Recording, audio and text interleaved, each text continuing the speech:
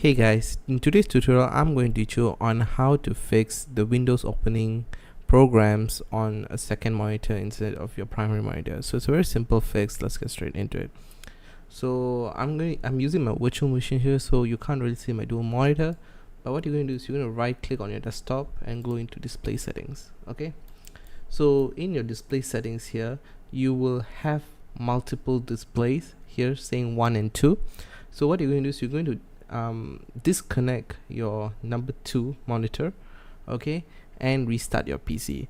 Once your PC restarts, you're going to connect it back, click on identify or click on detect, and you can click on detect right here. Okay, so once it detects, it'll give you the option to choose which one should be the primary monitor. So from there you can just select your main monitor and everything should be fixed. So that's all for this tutorial, guys. It's a very simple fix and I hoped it helped you out.